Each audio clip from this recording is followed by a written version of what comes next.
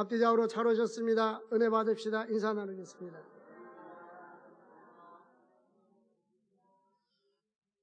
오늘 말씀의 제목은 남은 자에게 주시는 은총, 이런 제목으로 함께 말씀을 상고하고자 합니다. 여기서 말하는, 성경에서 말하는 남은 자란 무슨 뜻인가? 주로 이사야서에 남은 자가 나오는데요.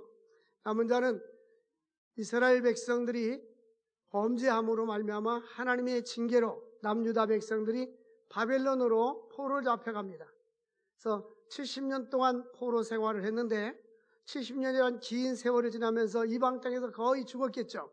그리고 남아있는 사람들, 그 다음에 바벨론에 포로 잡혀가서 2세들, 3세들이 남아가지고 고향 땅으로, 모국으로, 할아버지, 할머니, 조상 땅으로 돌아오게 됩니다. 그 끝까지 살아서 남아서 돌아온 사람들을 남은 자라 이렇게 말합니다. 1차적인 남은 자이면 2차적으로 성경에서 이야기하는 남은 자의 원래 의미의 뜻은 이제는 예수님을 믿고 구원받은 자들, 하나님의 택함을 받은 사람들, 끝까지 믿음을 저버리지 않은 사람들, 끝까지 믿음을 지키는 사람들을 갖다가 남은 자다 이렇게 말합니다. 우리 옆 사람과 함께 남은 자가 됩시다. 인사하겠어요? 성경에서 남은 자는 찌끄럭지를 이야기하는 것이 아닙니다. 그래서 남은 자는 끝까지 믿음을 지키고 끝까지 하나님을 사랑하고 하나님의 사랑을 입는 자들을 남은 자다 이렇게 표현합니다. 오늘 이 시대에 코로나 3년 동안 코로나의 긴 터널을 통과하고 이 자리에 나와 있는 여러분들은 남은 자인 줄로 믿습니다. 그래서 지난 3년간 코비드-19 2019년에 코로나가 시작돼서 거기다 19를 붙인 거예요. 그래서 팬데믹으로 인해서 움츠렸던 삶이 이제는 코로나가 끝났다. 그래서 엔데믹이라고 말합니다. 이제 우리는 회복을 넘어서 부흥으로 나가야 될 줄로 믿습니다. 오늘 우리에게 주시는 귀한 말씀은 첫 번째로 남은 자들은 하나님의 기적을 체험하는 자들이다 하는 것입니다. 하나님의 공동체는 믿음의 공동체요, 신앙의 공동체요, 기적의 공동체인 것입니다. 그래서 이들이 바벨론으로 70년 동안 포로 생활했다가 돌아왔는데 시편 126절이니까 울며 눈물로 씨를 뿌리는 자는 기쁨으로 단을 거두리로다.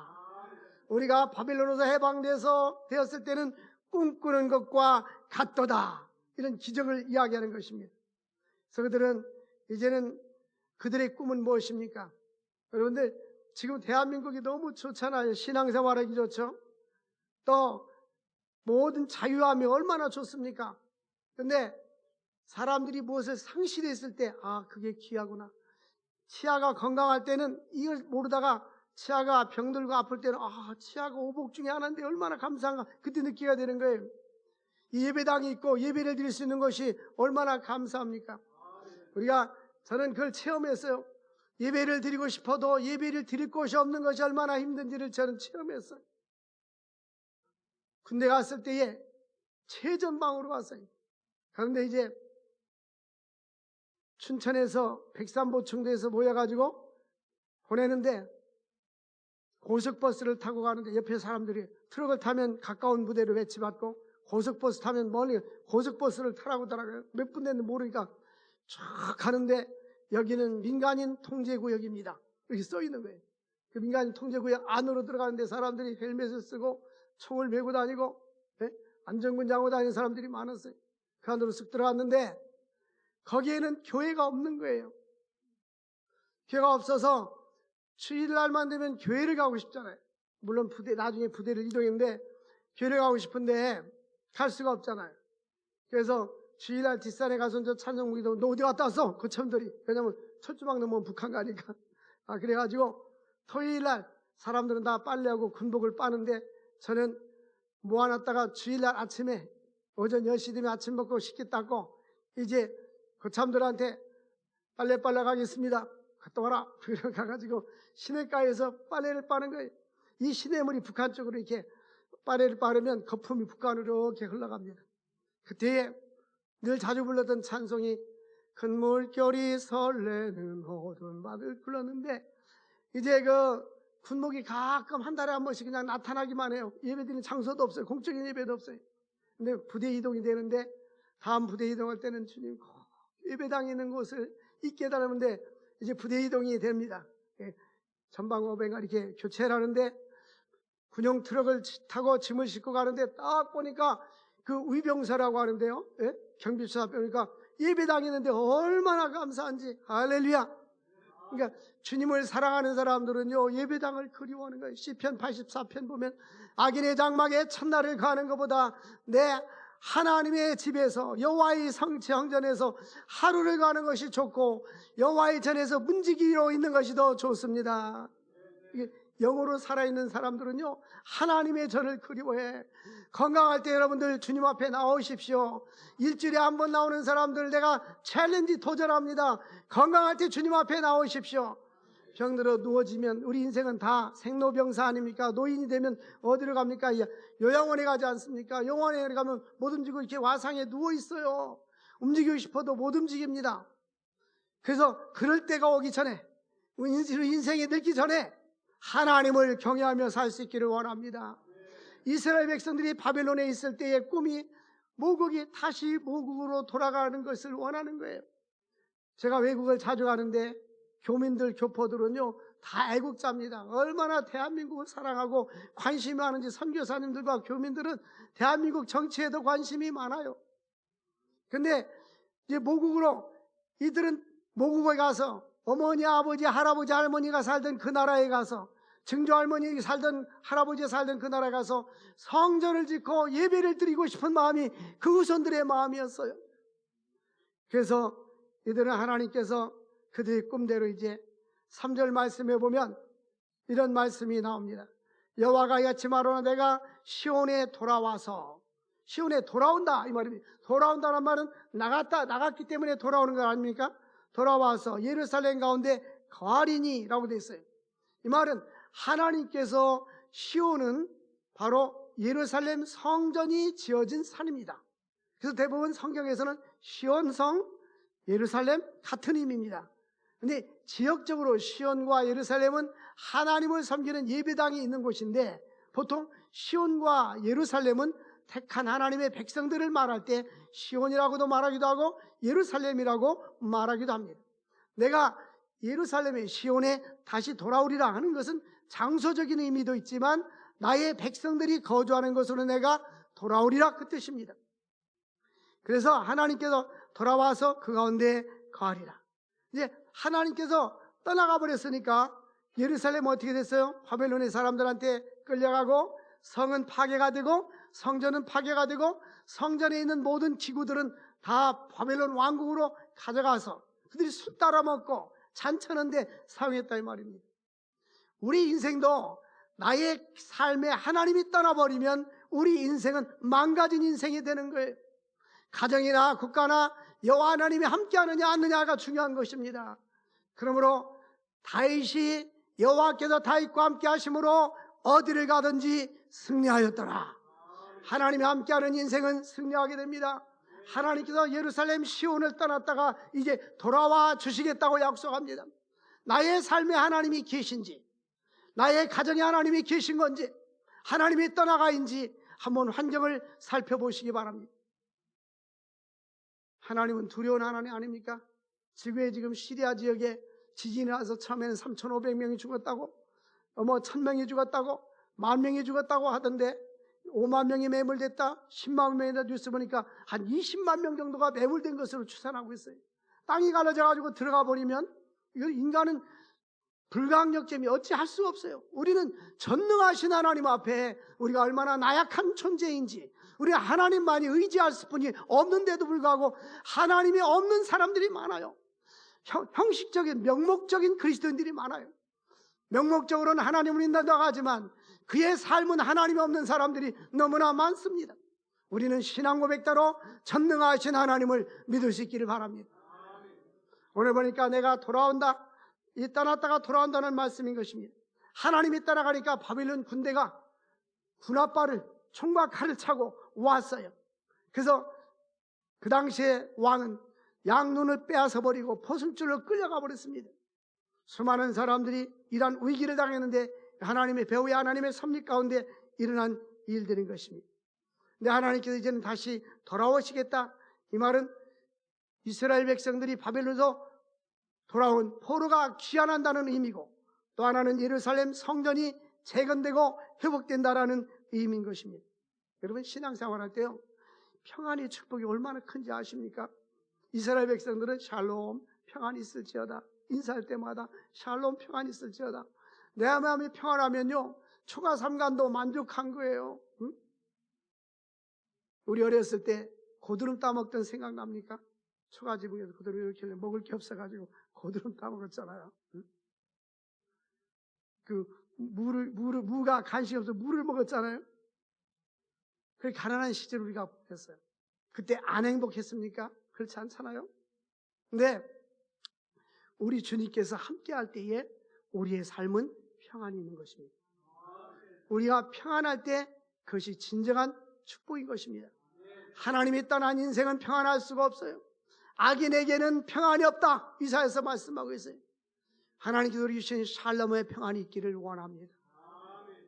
보면요, 이 분쟁이 일어나고 나라마다 전쟁이 일어나고 러시아와 우크라이나 전쟁이 일어나고, 보면 어떤 교회들이 분쟁이 일어나가지고 노예 총회에다가 재판을 신청하는데 그 교회들이 영적으로 피폐해집니다.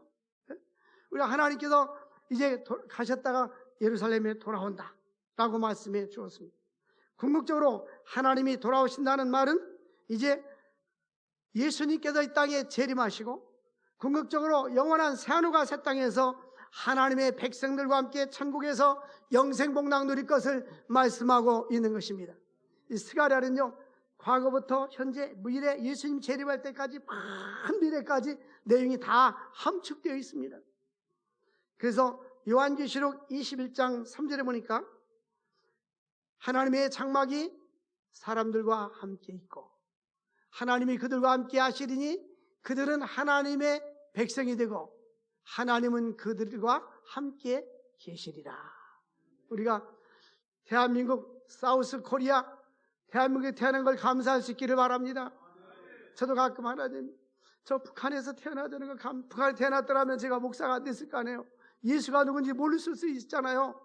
근데 이곳에 자유를 누리고 하나님의 말씀을 전하고 예수를 마음껏 섬길 수 있는 것이 하나님의 은혜인 줄로 믿습니다.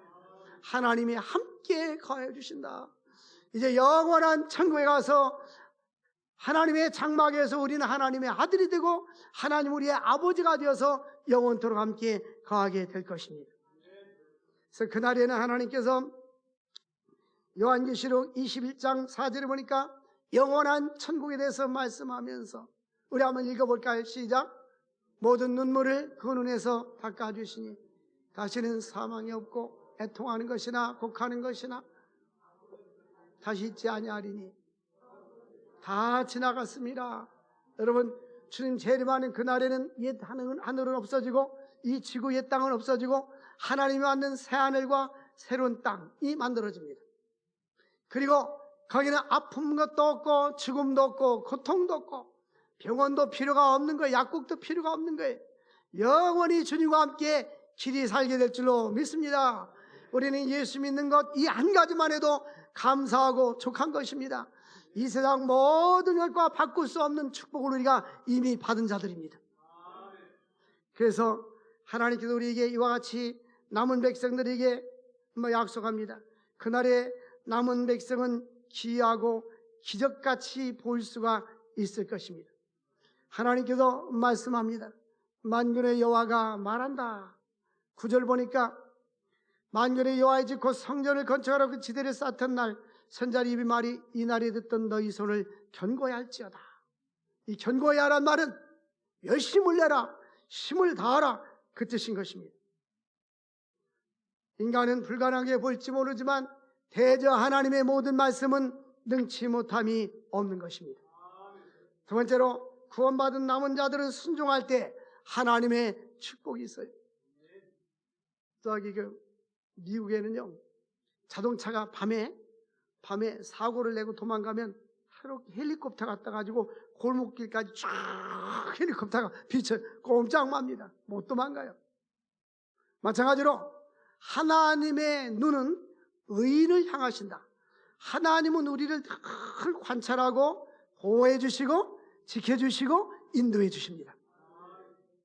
그래서 하나님께서 우리 대한민국을 얼마나 사랑하시는지, 역사를 볼 때 여러분, 우리 대한민국은요 기독교의 신앙 위에 세워진 교회입니다. 이 대한민국이 이승만 대통령이 미국 유학 갔다 와가지고 외국에서 독립운동하면서 했잖아요. 그래서 재헌국회 때에 맨 처음에는 성경책에다 손을 얹고 기도하고 국회가 시작된 이 대한민국입니다. 일제시대 때에 우리나라는 주권이 없어지고 1905년 을사보호조약이라고 옛날 교과서 나왔는데 요즘은 을사늑약이라고 강제적으로 했다. 옛날 1910년 한일합방에는 한국과 일본이 합병했다. 한일합방 용어를 쓰는 그렇게 안 씁니다. 일제의 강점이다. 강제 점령했다. 그 옛날 사람들은 그 한일합방에 말씀은 안 돼. 일제 강점입니다. 일제 강점기라고 말합니다. 일제 강점에서 우리나라 국군 통수권, 군인들, 또 경찰권, 외교권 다 박탈했어요. 아무 주권이 없는 거예요. 일본 사람들이 다 나라를 다스렸어요. 아무 조직이 없어요. 독립운동할 조직도 독립운동은 개인적으로 막 이렇게 했지. 그런데 전국에 교회가 있었잖아요. 교회가 사람 움직였어요. 한국교회에서 보면 교회가 독립운동하는데 앞장섰던 거예요.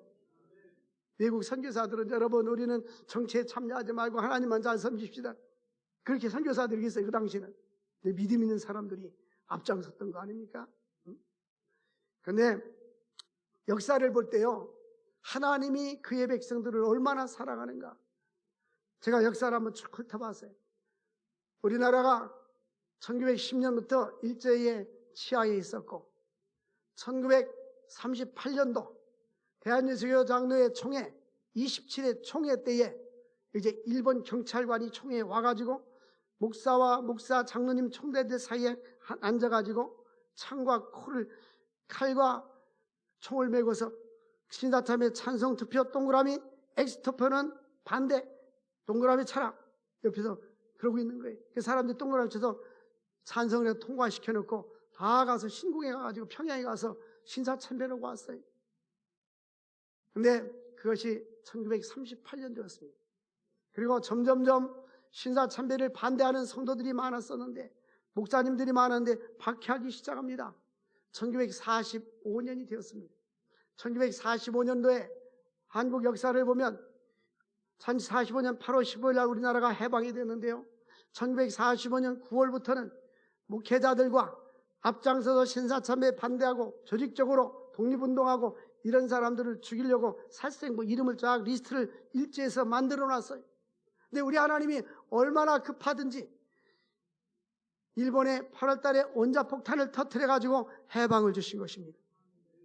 보면 1944년 11월에 미국의 루즈벨트 대통령과 독일의 처칠이 이제 전쟁 2차 세계대전이 계속 진행되니까 그걸 저지하기 위해서 핵을 쓰자라고 결의를 했어요. 근데 거의 1년이 가깝도록 핵을 안 썼었는데, 일본에서는 저 미국에서 태평양 바다를 건너서 핵을 가지고 오면 우리는 태평양 바다 떠들어야지 했는데, 이들이 미리 괌사이판 옆에 조그만 티니안이라는 섬에 핵을 갖다 놓고 공군이 비행기가 떠가지고 4시간 만에 일본 상공에 히로시마에 한 방 떠들었어요. 원래 4곳을 선정해서 떠들으려고 했는데 거기 도쿄 동경까지 들어갔는데, 그 당시에 보면 미국의 대통령 비서가 거기 인구가 많이 사니까 일단 연기하고 보리합시다. 다른 곳에 가려고 하는데 구름이 많이 껴가지고 잘 안 보이는데, 그 나가사키 보니까 그 비행기가 이렇게 지나가는데 거기 보니까 구름 사이로 보이는 거예요. 그리고 하루 이틀 전에는 찌라시를 계속 뿌렸습니다. 원자폭탄이 투하되니까 도망가라. 근데 사람들 아무도 믿지 않았어요. 폭탄이 터뜨려졌어요. 일본 천황이 8월 6일 날 히로시마, 8월 9일 날 나가사키, 8월 15일 날 항복을 선언했어요. 그래서 대한민국이 이와 같이 자유를 맞이하게 된 것입니다. 이것이 우연이라고 생각합니까? 아닙니다. 우리 하나님께서는 기도하는 백성들, 더 이상 순교자를 많이 내자가 얼마나 급했든지 9월부터 대대적으로 살상과 숙청이 이루어질 텐데 하나님이 이와 같이 은혜를 베풀어 주신 것입니다. 이 나라는 기도 위에 세워진 나라입니다. 전 세계적으로 이렇게 새벽 기도하는 나라가 어디 있습니까? 여러분들, 주님 앞에 나와서 기도하는 사람들은 하나님 앞에 사명자들입니다. 나라와 민족을 살리는 자들인 것입니다. 형식적으로 살지 말고 하나님 앞에 믿음으로 살아갈 수 있기를 바랍니다. 구원받은 남은 자들이 순종할 때 하나님의 축복이 임하게 되는 것입니다. 여기 보니까 주님께서 10절에 보니까 이날 전에는 이란 말이 있어요. 이날 전에는, 따라서 합시다. 전에는, 네, 이날 전에는 뭐냐면 바빌론으로 갔다 와서 성전을 건축하다가 중단해 버렸어요. 이들이 믿음이 식어져 있었습니다. 예? 하나님 앞에 열심을 내지 않아서 이게 전날입니다. 하나님의 일을 뒷전에 두고 게을리하는 사람들은 전날에 해당됩니다. 이날 전에는 해당됩니다. 하나님을 뒷전에 두고 믿음으로 살지 않는 전행하는 사람들의 삶이 어떤 것입니까? 10절을 보니까 사람도 싹을 뭐요? 얻지 못하고. 왜? 씨를 뿌려서 농사를 짓잖아요. 그런데 이것이 하늘에서 비를 내려야 자라는데 비가 내리지 않아요. 그 곡식을 얻을 수가 없어요. 싹을 얻지 못하고 짐승도 싹을 받지 못하고, 풀이 있어야 짐승이 먹을 것이고 사료가 있어야 짐승을 먹을 것인데 사람들이, 인간들이 오니까 짐승들한테 뭐 줄 것이 없는 거예요. 사람이 원수로 말미암아 평안히 출입하지 못하고 이제 주변 나라 국가들이 계속 침범해 오니까 출입을 할 수가 없어요. 이거는 하나님께서 저 뒤에서 리모컨으로, 우리가 텔레비전 때 리모컨으로 이렇게 조정하잖아요. 리모트 컨트롤이 원래 말인데, 리모트는 먼 곳에서 원격으로 조정한다는 뜻입니다. 하나님은 멀리 리모트 컨트롤을 가지고 우리 인생을 다 조정하는 거예요. 하나님을 떠나 살 때 이 날 전에는 우리의 삶이 행복이 없고 환경이 아름답지 못한 것입니다. 그러나 내가 모든 사람을 서로 풀어주게 하였느니라. 이제는 하나님께서 어떤 일을 하시느냐? 이제 이들에게 자유와 해방을 주게 되셨다는 말입니다. 이제 11절 보니까 만군의 여호와의 말씀이니라. 이제는, 따라서 합시다. 이제는, 조금 전에는 이날 전에는 했잖아요. 따라서 합시다. 전에는, 이제는, 전에는 하나님을 떠나 살고 불순종하고 살 때는, 그때는 바로 전에는이었고요. 말씀 안에 믿음 안에 순종하여 살 때는 이제는입니다. 이제는. 만군의 여호와가 이제는 내가 내 남은 백성을 대하기를 옛날과 같이 아니할 것인즉, 옛날에는 하나님께서 그들을 버리고 징계를 줬지만 이제는 그렇게 대하지 아니할 것이다.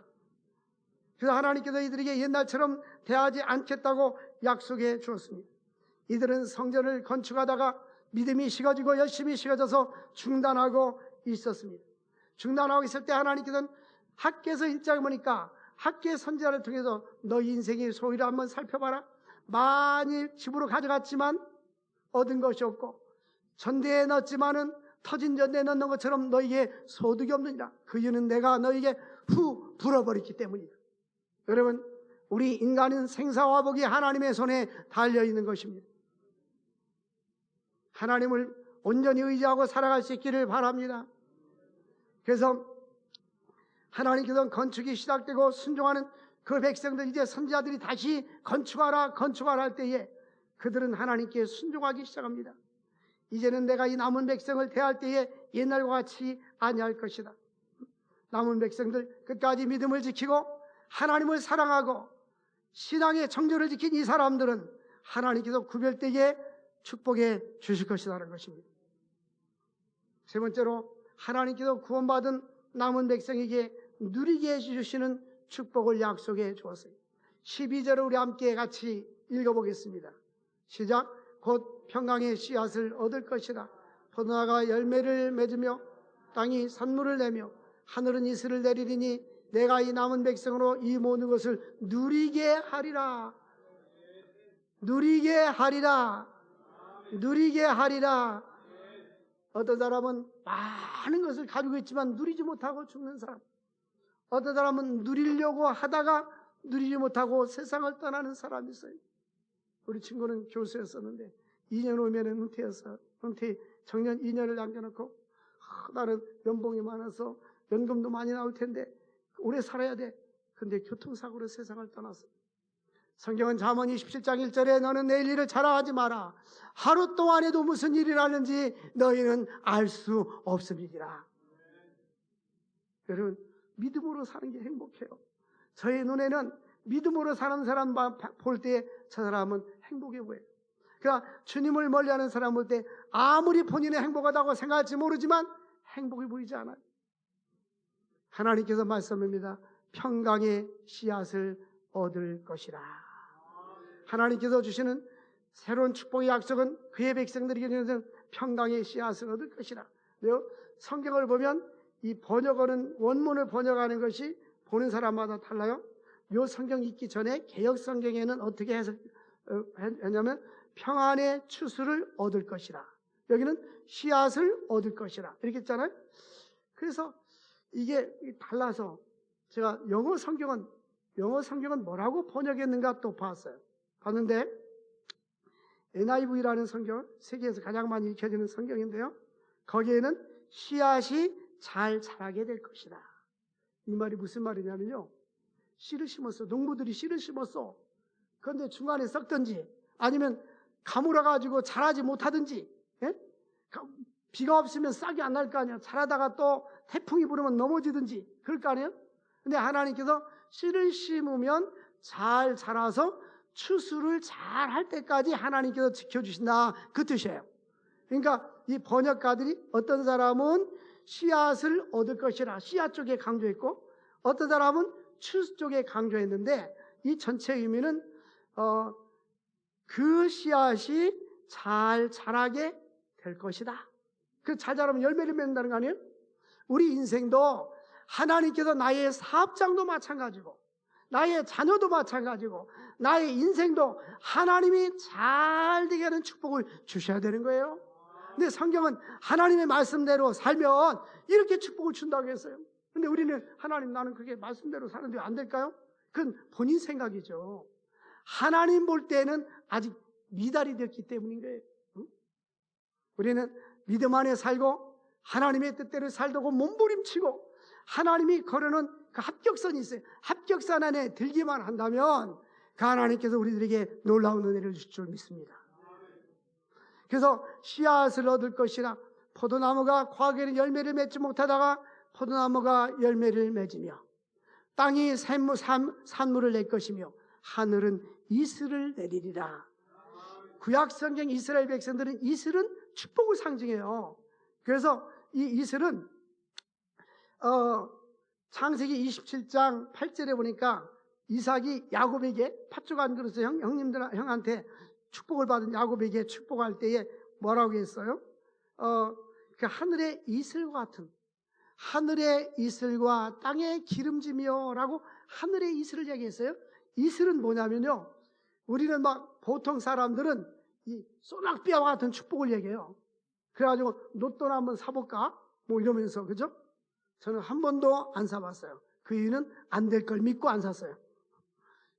저는 그 사는 거 반대해서 그건 알아서 하세요. 그런데 이 이슬 같은 축복은 뭐냐면 로또가 아니라 이슬이는 조용히 표 안 나게 내리면서 농작물이 자라게 해요.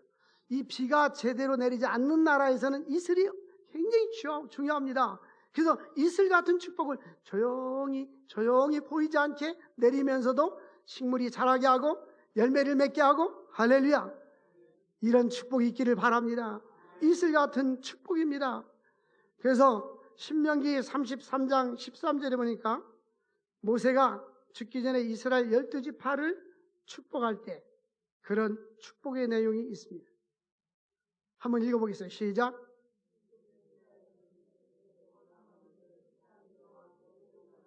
하늘의 보물인 이슬과 땅 아래, 이슬을 하늘의 보물로 표현하고 있어요. 그러니까 이슬 같은 축복은 상징적으로 하늘의 보물과 같은 축복을 주시겠다는 거예요. 누구에게? 남은 자에게. 누가 남은 자요? 끝까지 믿음을 지키는 사람들이 남은 자인 것입니다.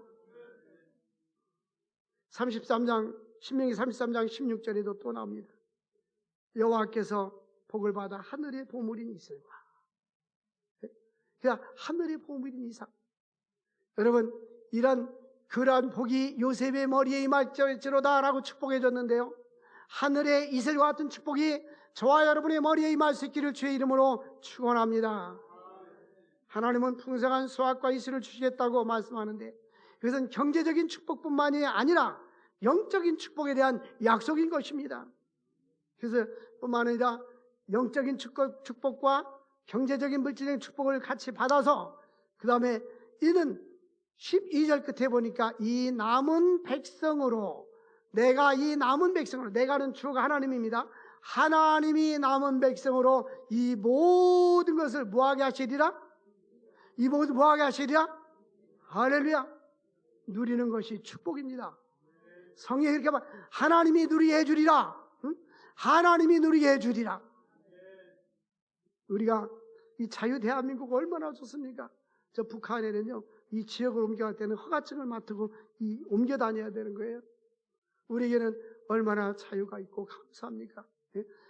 영적인 하늘의 신령한 복, 이 땅의 기름 축복, 하나님께서 남은 자에게 주신다고 약속해 주었습니다. 그래서 보면 누린다라는 말의 뜻은 소유한다, 상속받는다. 하나님의 그 영적인 것과 물질적인 것은 하나님께로부터 상속받아서 누린다는 의미인 것입니다. 이 축복을 상속받고 누리게 되는 것은 이 땅에서뿐만 아니라 장차 새하늘과 새 땅의 영원한 천국까지 이어질 줄로 믿습니다. 그래서 하나님께서 두려워하지 말지, 13절을 하반절에 보니까 두려워하지 마라, 손을 견고히 하라. 이 말은 담대하라, 견고히 하라, 영적으로 패배의식에 사로잡히지 말라는 것입니다. 오늘날 이 코로나를 경험하면서 일부 사람들은 패배의식에 사로잡혀 있고 우울증으로 인해서 자살하는 사람들이 점점 늘어나고 있습니다. 하나님과 함께하는 사람들은 부하든 가난하든 모든 걸 소유했든 안 했든 관계없어요. 주님으로 만족할 수 있기를 바랍니다. 우리는 분명히 비대합니다. 하나님은 나의 삶의 주인이시다. 내 인생을 하나님이 인도해 주신다. 하나님이 함께 하시면 승리가 있다. 골짜기를 가다 보면 높은 산도 있고 골짜기가 있어요. 골짜기가 없는 것은 평지잖아요. 그런데 골짜기가 있기 때문에 낮은 곳이 있어요. 낮은 곳이 있으면 높은 곳도 있는 것입니다. 우리 인생을 살아가면서 하나님과 교통하며 살고 하나님의 은혜를 체험하며 살고 하나님의 은총과 남은 자의 축복을 함께 누릴 수 있기를 주의 이름으로 축원을 드립니다. 하나님 아버지 감사합니다. 오늘 귀한 생명의 말씀을 주신 주님, 형식적인 그리스도인이 아니라 남은 자로서 끝까지 믿음을 지키면서 하나님 나라 복음을 위해서 사는 자들 모두가 될 수 있도록 은혜와 축복 나리워 주옵소서. 주 예수님의 이름으로 기도합나이다. 아멘. 249장 함께 찬양 드리겠습니다.